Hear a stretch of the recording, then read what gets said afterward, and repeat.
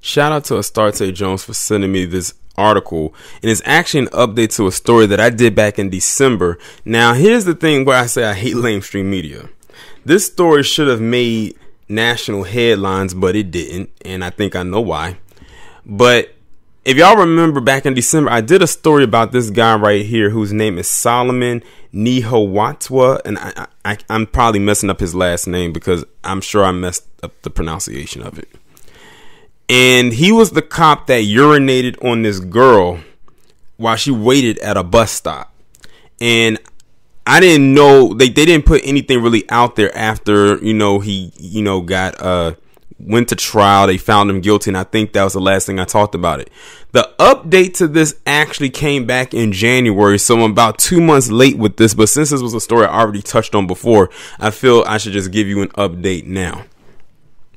So this guy has been sentenced to 4.5 years in prison. By now, he's already started to serve out his sentence. So he's probably about a month or two into his prison term as we speak.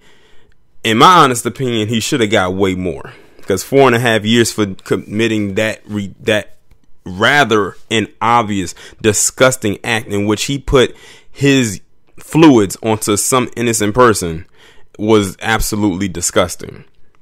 But it says a judge on Tuesday, and now I'm speaking as if this was back in January, so this is past tense. A judge on Tuesday handed down a 4.5 year prison sentence to a former Cleveland police officer who admitted to urinating on a 12-year-old girl after she refused to get in his car at a school bus stop. Solomon whatever his last name is, age 34, showed no emotion during his only chance to speak before Common Pleas Court Judge Wanda C. Jones handed down her sentence. I would like to apologize to the victim, Solomon said. Solomon stood silent for several seconds before Jones asked if he had anything else to say. I take responsibility for what I did, and then he sat down.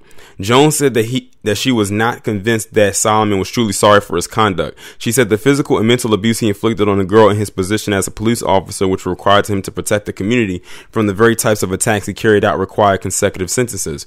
He faced a maximum of 7.5 years in prison after he pleaded guilty in December to charges of attempted kidnapping, pandering, obscenity, disseminating matter harmful to juveniles, and endangering children in the August 16th attack.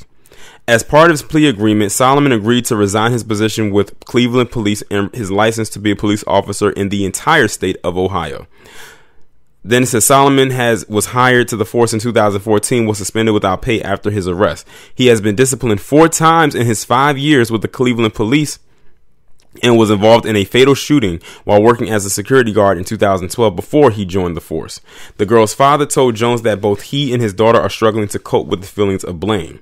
She knew what she was supposed to do, and she did everything that she was supposed to do. Solomon was off duty when he drove up to the girl as she waited for the bus to take her to school and asked her if she needed a ride, court records say.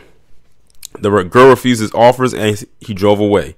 He then returned on foot, pulled out his cell phone, and recorded himself as he urinated on her. The girl yelled out to him, "What is your problem?" And Solomon said, "What's wrong, bitch?"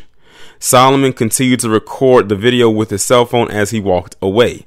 A resident nearby called police to report a suspicious person later identified as Solomon looking into cars around the same time. Police pieced together evidence to connect Solomon to both incidents. DNA taken from the girl's clothes matched Solomon, and the girl identified him in a police lineup.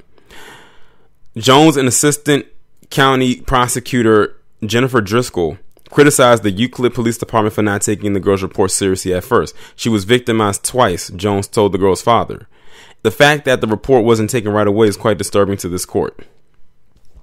Just listening to that and knowing all the stuff that this guy had going on, the fact that he had 4 disciplinary actions occur with him out of 4 out of the 5 years that he's been working there lets you know that he did not need to be anybody's police officer. This guy is clearly unhinged.